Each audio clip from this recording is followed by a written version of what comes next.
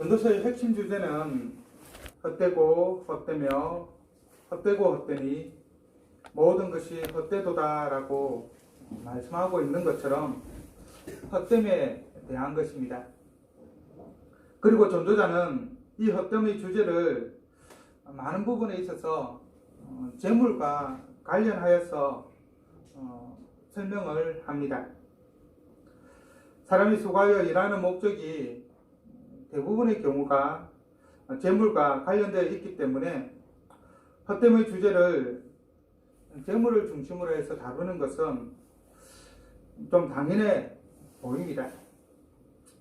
6장 1절에서 6절에서도 앞장에서 살펴봤던 것처럼 전도자는 계속해서 재물과 관련하여 인생의 헛됨에 대해서 설명을 하고 있습니다. 1절에서 전도자는 내가 해 아래에서 한 가지 불행한 일이 있는 것을 보았나니 라고 말하고 있습니다. 여기서 불행한 일은 우리가 지난주에 살펴보았던 전도서 5장 13절의 피단이 되는 일과 원어상 동일한 단어입니다.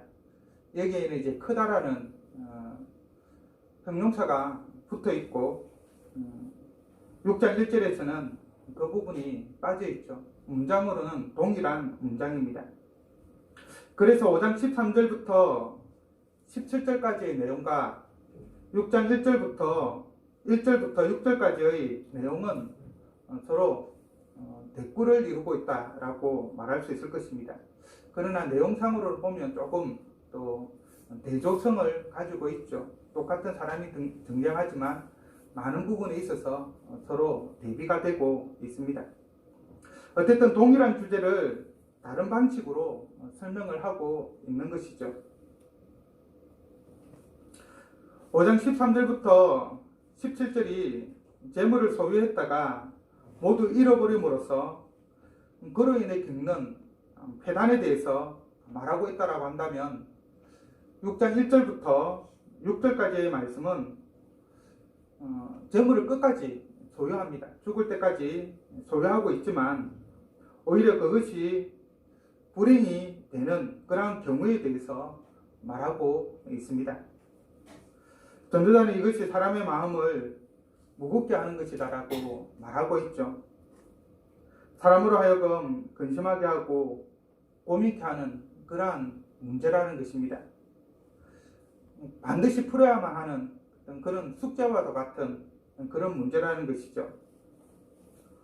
전도자는 사람의 마음을 무겁게 하는 불행한 일을 구체적으로 두 가지 예를 들어서 설명을 하고 있는데요. 첫째는 모든 소원하는 것을 다 얻었지만 그것을 누리지 못하는 경우입니다. 이전의 말씀을 한번 보십시오. 어떤 사람은 그의 영혼이 바라는 모든 소원에 부족함이 없어 재물과 부유와 종기를 하나님께 받았으나 하나님께서 그가 그것을 누리도록 허락하지 아니하셨으므로 다른 사람이 누리나니 이것도 헛되어 악한 병이로다. 전도자는 어떤 사람이 모든 소원에 부족함이 없이 자기가 원하는 그 모든 것들을 즉 재물과 부유와 종기를 하나님께 받았다라고 말합니다. 소위 하나님으로부터 땅의 복을 엄청나게 받은 것이죠. 그런데 문제는 하나님께 받은 것을 자신의 생에 온전히 누리지 못하였다라는 사실입니다. 전도자는 하나님께서 그것을 누리도록 허락하지 않으셨다라고 말합니다. 좀 아이러니하죠. 하나님께서 재물과 부유와 종기를 주셨는데 하나님이 주시는데 하나님이 그것을 누리도록 허락하지 않으셨다. 뭔가 모순되는 것처럼 들리죠. 우리가 일반적으로 알고 있는 하나님의 성품과 관련해서 살펴보면 좀 뭔가 맞지 않는 것 같습니다.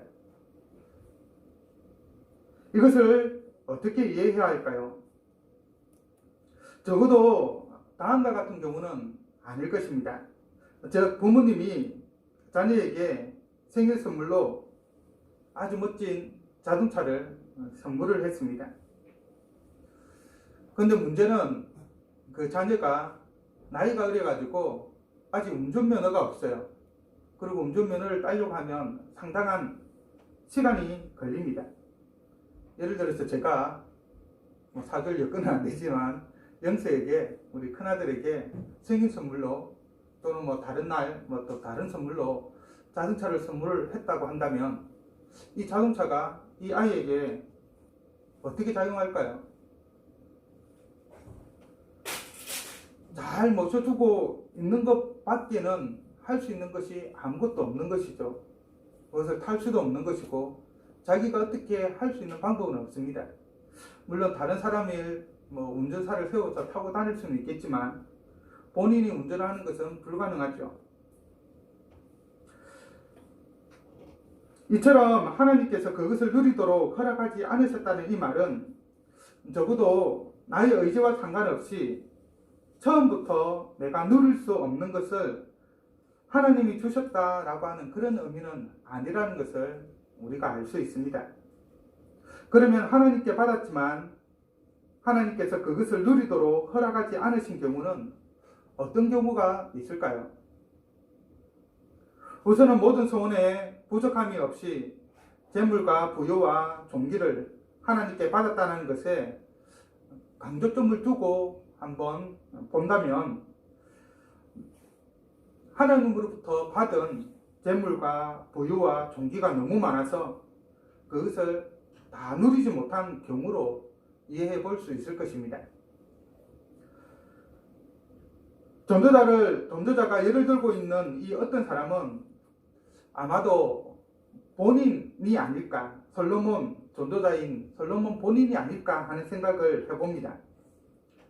왜냐하면 솔로몬은 하나님으로부터 재물과 부요와 종기를 부족함이 없이 받았기 때문입니다.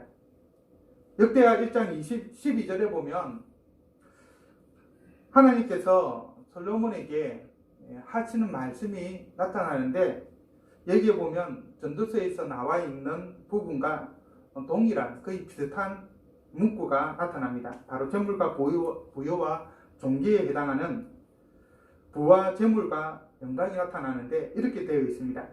그러므로 내가 내게 지혜와 지식을 주고 부와 재물과 영광도 주리니 내 전의 왕들도 이런 일이 없었거니와 내 후에도 이런 일이 없으리라. 솔로몬은 하나님께서 내가 너에게 무엇을 주기를 원하느냐라고 했을 때 다른 것을 원했던 것이 아니라 백성을 잘 다스릴 수 있기를 원합니다 라고 했죠. 이에 따라서 하나님께서는 그 지혜뿐만 아니라 지혜와 지식뿐만 아니라 그가 구하지 않았던 재물과 부와 영광도 그에게 주었습니다.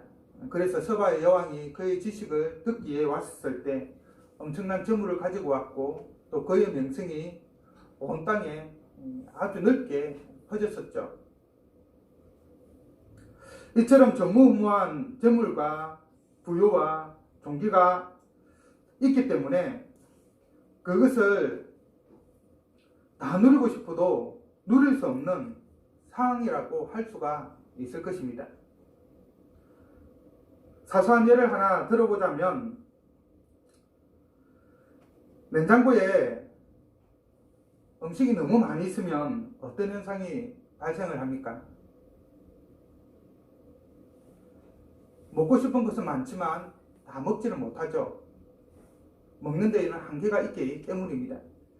그래서 시간이 지나고 나면은 그 음식이 상해서 버리는 경우가 생기죠. 또 옷장에 옷이 너무 많으면 어떤 일이 생깁니까? 시간이 지날수록 특히 아이들 같은 경우에는 시간이 지나면 아이들은 크고 옷은 그대로 있기 때문에 옷이 작아서 아무리 옷이 많아도 입고 싶어도 입을 수 없는 상황이 발생을 하죠. 또 몸 상태가 바뀌기 때문에 입지 못하는 경우도 생깁니다. 또 옷장에 너무 오랫동안 넣어두면 점이 생겨서 옷이 상하여서 또 못 입는 경우도 생기죠. 돈도 마찬가지라고 할 수 있을 것입니다. 적당껏 돈이 있으면 충분히 다 쓸 수 있지만 너무 많은 돈이 있으면 그것을 다 사용하지 못하죠. 그래서 하나님께 너무 많이 받았기 때문에 받은 것에 비해서 다 누리지 못하는 것으로 이해할 수 있습니다. 상대적으로 그렇게 볼 수가 있는 것이죠. 그리고 평생을 재물과 부유와 존귀를 얻는 데만 온 힘을 쏟아 정작 그것을 누릴 시간이 없는 것으로도 이해할 수 있을 것입니다. 자기가 원하는 재물을 얻기 위해서, 부유를 얻기 위해서, 존귀를 얻기 위해서 자신의 전생애를 다 소비한 것이죠. 그리고 하나님께서 그의 노력을 또 가상히 여겨서 그 모든 것들을 허락해 주셨는데, 그런데 이제 그것을 누리려고 하니 시간이 얼마 남지 않은 그런 경우로 생각해 볼 수 있을 것입니다. 또 다른 경우는 하나님께서 그것을 누리도록 허락하지 않으셨다는 것에 강조점을 두고 이해하는 방식인데요. 이 경우는 하나님이 주신 것을 하나님의 뜻에 따라 사용하지 못하여서 그것을 하나님의 선물로 누리기 전에 죽는 경우라고 할 수 있을 것입니다. 쉽게 말하면 요절을 하는 것이죠. 이와 비슷한 예가 예수님께서 누가복음 12장에서 하십니다. 바로 어리석은 부자의 비유에 나타나는 이 어리석은 부자와 같은 경우인데요. 이 어리석은 부자는 많은 재산을 가지고 있죠. 땅을 많이 가지고 있어서, 밭을 많이 가지고 있어서 많은 소출을 얻습니다. 그리고 그런 연후에 창고를 지어서 다 잘 보관하고 난 이후에 열애슬 물건을 많이 사두었으니 이제는 평안히 쉬고 먹고 마시고 즐거워하자라고 스스로 이야기를 합니다. 하나님이 주신 것을 자신만의 평안을 위해서 사용하려는 아주 이기적인 그런 모습을 보인 것이죠. 그러자 그날 밤 하나님이 그를 데려가시기로 작정을 하고 있는 상황이었습니다. 정작 부자는 이제부터 인생을 즐기려고 했는데 하나님께서 그의 생명을 취하심으로써 부자는 그가 얻은 것을 누릴 수가 없었던 것이죠. 이렇게 하나님께서 주신 것을 누리지 못하고 남겨놓으면 결국은 그것을 다른 사람이 누리게 됩니다. 그의 자녀가 누리게 되든 또는 다른 상속자가 누리게 되든 또는 전혀 관계없는 사람이 누리게 되든 다른 사람이 누리게 되는 것이죠. 그 사람 입장에서 보면 참으로 안타까운 일일 수밖에 없습니다. 자신이 평생을 수고하여서 얻은 것을, 하나님이 허락하여 주신 것을 그의 생애에 사용하지 못하고 다른 사람이 사용한다고 한다면 참으로 안타까운 것이죠. 자신이 수고한 수고의 열매를 먹지 못한다라고 하는 것은 참으로 괴로운 일입니다.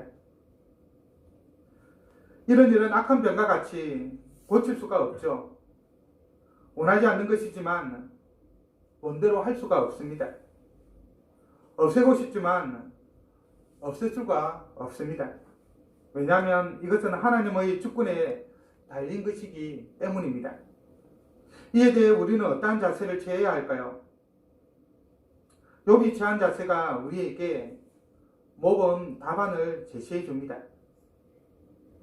성경에 등장하는 이 욥은 동방에서 제일 가는 부자였지만 사탄의 시험 때문에 하루아침에 모든 재산과 자녀와 그가 이전까지 쌓았던 모든 명성을 잃어버리게 되죠. 그때 욥이 취한 행동은 하나님을 원망하거나 또는 자신의 생 그 자체를 원망하였던 것이 아니라 하나님께 엎드려 예배 드리는 것이었습니다. 그러면서 이렇게 고백을 했죠. 내가 모태에서 알몸으로 나와사온즉 또한 알몸이 그리로 돌아가올지라. 주신 이도 여호와시요 거두신 이도 여호와시오니 여호와의 이름이 찬송을 받으실지니이다. 그리고 또 이렇게 고백을 하였습니다. 우리가 하나님께 복을 받았은즉 화도 받지 아니하겠느냐. 하나님은 당신의 주권적 섭리로서 우리에게 또 많은 것을 주시기도 하고 또 그 주신 것을 가져가시기도 하십니다. 우리는 그 사항들을 온전히 이해할 수가 없죠. 하지만 우리는 하나님의 주권을 믿으면서 그 모든 상황 가운데에서 많이 가지고 있든지 또 모든 것을 다 잃어버렸든지 행복하든지 불행하든지 그런 상황을 초월하여서 하나님을 예배하고 찬양해야 하는 것입니다. 욥이 보여주었던 그러한 믿음의 자세를 보여야 하는 것이죠. 그것이 진정한 행복을 누리는 사람의 자세라고 할 수 있을 것입니다. 그리고 재물과 부유와 종기에 우리의 소망을 두어서는 안 됩니다. 이것들은 없다가도 있고 있다가도 없는 것이기 때문이죠. 지난 시간에도 살펴보았던 것처럼 재난을 만나면 가지고 있던 것들을 하루아침에 다 잃어버립니다. 하나님이 필요하면 우리에게 주시고 또 때가 되면 우리에게서 그것을 자시기도 합니다. 그 재물을 우리가 의지해서는 안 되는 이유가 바로 여기에 있는 것이죠. 우리가 필요할 때 없는 것이 바로 재물과 부유와 종기입니다. 하지만 우리와 언제나 함께 하여 주시는 하나님은 어느 때든지 우리를 살펴보시고 우리를 도와주시죠. 그래서 우리는 이 세상의 것들을 의지하는 것이 아니라 모든 것을 주시기도 하고 취하시기도 하시는 하나님을 의지해야 합니다. 이 하나님이 항상 우리와 함께 해주시고 우리를 지켜주십니다. 그래서 의지할 만한 존재가 되시는 것이죠. 언제든지 필요할 때 우리의 도움이 되어주시고 우리를 그 고난과 고통 가운데에서 구원해 주시는 분이 우리가 믿고 우리가 고백하는 하나님이십니다. 또 재물을 하나님의 선물로 알고 그것을 누려야 하지만 그 재물을 그 하나님 주신 것을 목적에 합당하게 사용해야 합니다. 하나님께서 우리에게 재물을 허락하여 주신 것은 너 혼자 잘 먹고 잘 살아가라 라고 그런 의미에서 주신 것은 아니죠. 하나님이 우리에게 재물을 허락하여 주신 것은 그 재물을 통해서 하나님 나라의 확장을 위해 하나님의 교회를 위해 그리고 우리의 이웃을 위해 사용하라고 주신 것입니다. 그것이 하나님이 주신 선물인 재물을 누리는 가장 좋은 방법 중에 하나입니다. 즉 해 아래에서 불행한 일이 하나님이 나에게 주신 재물과 소유와 종기를 온전히 누리지 못하게 하고 다른 사람이 누리는 것이라고 한다면 행복은 하나님이 주신 그 재물과 소유와 종기를 내가 온전히 누리는 것이라고 할 수 있겠죠. 그리고 그것을 누리는 것 중 가장 좋은 방법이 바로 우리를 구원하여 주신 하나님을 위해서 그리고 하나님의 형상으로 지음을 받은 우리의 이웃을 위해서 사용하는 것이라고 하겠습니다. 사람의 마음을 무겁게 하는 불행한 일의 두 번째에는 자녀의 복과 장수의 복을 받았지만 만족하지 못하고 안장되지 못하고 행복을 보지 못하는 경우라고 할 것입니다. 3절에서 6절의 말씀을 제가 읽어드리겠습니다. 사람이 비록 100명의 자녀를 낳고 또 장수하여 사는 날이 많을지라도 그의 영혼은 그러한 행복으로 만족하지 못하고 또 그가 안장되지 못하면 나는 이르기를 낙타된 자가 거우다는 낫다 하나니 낙태된 자는 헛되이 왔다가 어두움 중에 가매 그의 이름이 어둠에 덮이니 햇빛도 보지 못하고 또 그것을 알지도 못하나 이가 그보다 더 평안함이라. 그가 비록 천년의 갑절을 산다 할지라도 행복을 보지 못하면 마침내 다 한 곳으로 돌아가는 것뿐이 아니냐. 전도자가 살았던 시대에는 자녀가 많은 것과 오래 사는 것이, 즉 장수하는 것이 가장 큰 복 중에 복으로 인식이 되었습니다. 그래서 우리가 십계명을 보면 특별히 제 5계명과 관련하여서 내 부모를 공경하라 라고 말하고 따라오는 그 부속되어지는 내용에 보면 내가 이 땅에서 장수하리라 라고 말하고 있죠.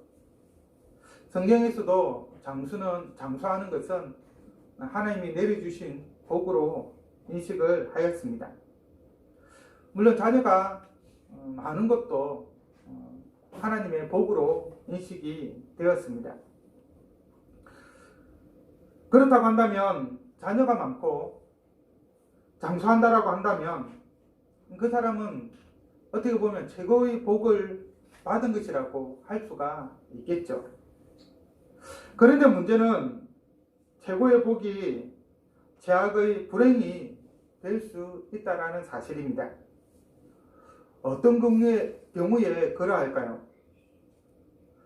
전도자는 두 가지 경우를 가정을 하고 있습니다. 하나는 많은 자녀를 둔 것과 장수하는 것을 행복으로 만족하지 못하는 경우입니다. 3절이 그러하죠. 모든 사람이 저 사람은 얼마나 행복할까 부러워하지만 자녀가 많아서 그리고 오랫동안 장수를 하고 있어서 저 사람은 정말 복을 받았다라고 하면서 모든 사람이 다 부러워하고 있는데 정작 본인은 그러한 행복에 대해서 그러한 복에 대해서 만족해 하지 않는 것입니다. 어떻게 보면 만족하지 못하는 것은 사람의 본성이라고도 할 수 있을 것 같습니다. 한 가지를 가지면 다른 것을 가지고 싶어 하죠. 예를 들어서 부부가 결혼해서 아이를 가지고 싶은데 아이가 한 명만 있으면 좋겠다 해서 한 명을 가지면 또 어떻게 됩니까? 한 명으로 만족하지 못하고 한 명이 더 있었으면 좋겠다 또 그런 생각을 가지게 되죠. 다른 모든 문제도 마찬가지입니다. 자기가 원하는 것 하나를 얻게 되면 얻기 전까지는 그것만 있으면 충분하다라고 생각을 하지만 그것을 얻고 난 이후에는 또 다른 것을 원하게 되는 것이죠. 남의 떡이 더 커 보이고 가진 것에 만족하지 못하고 더 많은 것을 원하는 것이 타락한 제약된 세상에 살아가고 있는 우리 인간의 모습입니다. 행복을 행복으로 여기지 못하는 것만큼 불행한 일이 어디 있을까요? 자신을 가장 불행한 사람이라고 생각하며 살아가는 사람만큼 불행한 사람은 없습니다. 아무리 힘들고 어렵더라도 자기가 행복하다라고 인식하고 살아간다고 한다면 그 불행이 그에게 불행으로 작용하지 않을 것입니다. 다른 한 가지 경우는 비록 많은 자녀가 있고 장수하였지만 안장되지 못하는 경우입니다.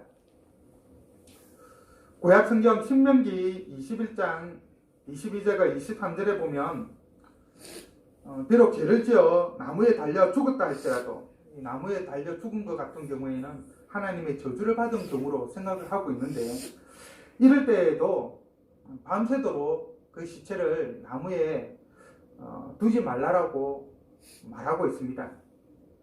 그러면서 해가 지기 전에 장사할 것을 명하고 있죠. 말 그대로 죽어서 장사지 못하는 것은 하나님이 내리는 징벌 중에, 형벌 중에 하나였습니다. 그래서 악한 많은 사람들이 보면 매장되지 못하고 죽는 그런 벌을 받는 경우가 많이 있죠. 가장 대표적인 예가 아합의 아내였던 이세벨이라고 할 수 있을 것입니다. 시체가 뜯기어 개들이 먹음으로 말미암아 안장할 시체가 남아있지 않게 되었죠.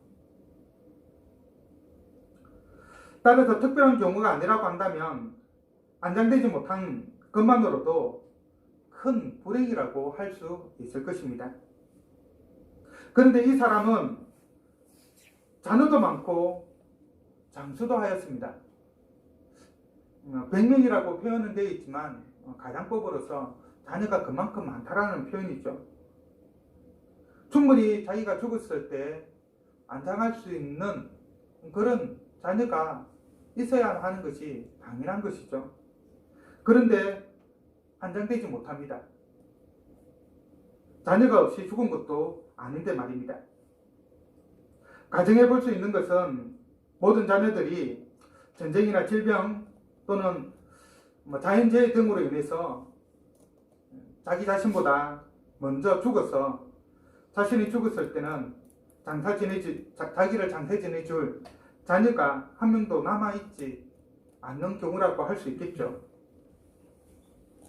그렇다고 한다면 자기보다 그의 자녀들이 먼저 죽었기 때문에 그것만큼 또 불행한 일은 없을 것입니다. 아니면 이 자녀들과의 그 관계에 있어서 사이가 좋지 않아서 남남처럼 지내면서 아무런 교류도 없이 지내다가 자녀들이 자신의 죽음조차 알지 못한 그런 경우라고 할 수도 있겠죠. 또 다른 경우에는 아무도 모르는 곳에서 슬슬이 죽은 것이라고 할 수 있을 것입니다. 자신이 죽었는지 자녀도 모르고 주위의 이웃도 모르고 아무도 모르는 것이죠. 그런 경우에는 안장이 되지 못하는 것이죠. 또는 다른 특별한 경우 시체를 찾을 수 없는 그런 죽음을 당한 경우도 상정해 볼 수 있을 것입니다.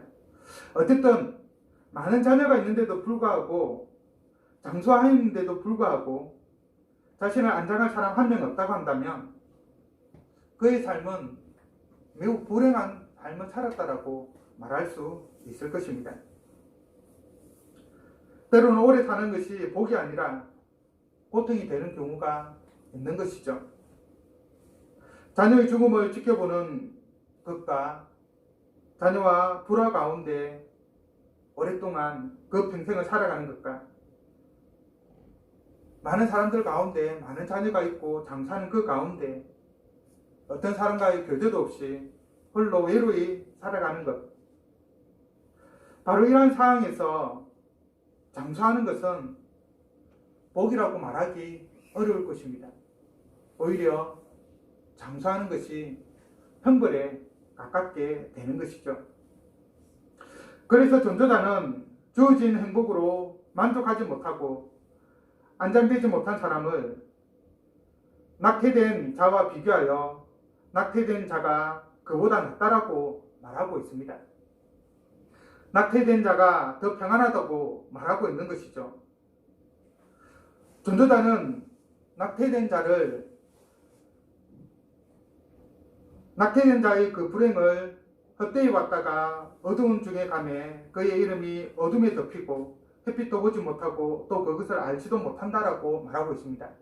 세상에 나오지도 못하고 세상의 삶을 전혀 경험하지도 못하고 바로 죽은 자라고 분명하게 말하고 있는 것이죠.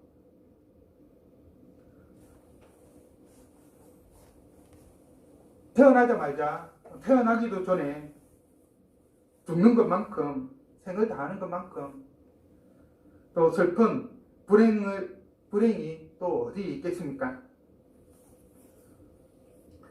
그러면서 결론적으로는 전도자는 말합니다.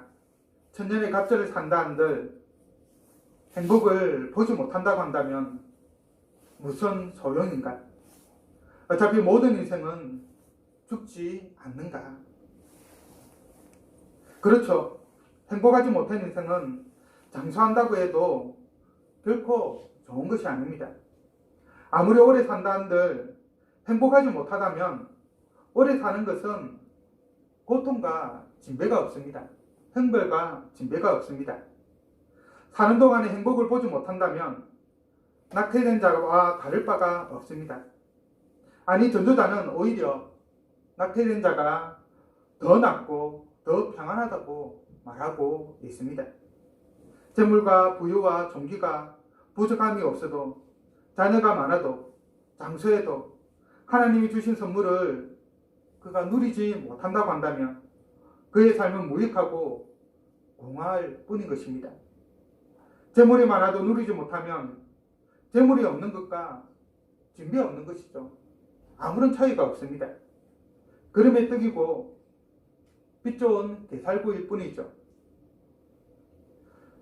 오래 산다 하더라도 즐기지 못한다고 한다면 낙태된 자보다 못합니다. 낙태된 자는 세상을 보지 못했지만 고통을 경험하지 않았습니다. 하지만 장수하면서 불행한 가운데 있다고 한다면, 고통 가운데 오래 살아간다고 한다면 오래 산다는 그 의미가 없겠죠. 그런 의미에서 낙태된 자가 경험하지 못한 그 고통을 죽을 때까지 한다라고 하는 점에서 낙태된 자가 더 낫고 평안하다고 말하고 있는 것입니다. 사랑하는 성도 여러분, 진정한 행복은 이 땅에 있지 않습니다. 재물과 부유와 종기에 있지 않습니다. 모든 사람들이 이것을 목표로 해서 달려가고 있지만 여기에 우리의 행복이 달려있지 않습니다. 장수와 자녀에게 있지 않습니다.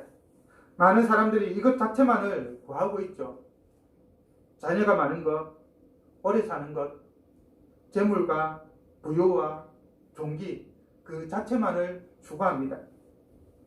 그리고 그것만으로 만족하죠. 많은 돈을 벌면 그것으로 만족합니다. 심지어 만족하지 못하고 생을 마감하는 사람도 있죠. 앞에서 말했던 것처럼 끊임없이 추구만 하다가 그렇게 생을 마감하는 사람도 있습니다. 하지만 성경은 우리에게 하나님께서 주신 것을 누리라고 분명하게 말합니다. 하나님이 주신 것을 누리는 것을 하나님의 선물이다 라고 말하고 있는 것이죠. 하나님이 주신 것을 어떻게 누릴 수 있습니까? 하나님이 주신 것에 만족할 줄 알아야 되겠죠. 그것이 많든 적든 하나님은 그 사람에게 필요한 만큼 주셨다라고 우리는 고백하고 나아가야 합니다.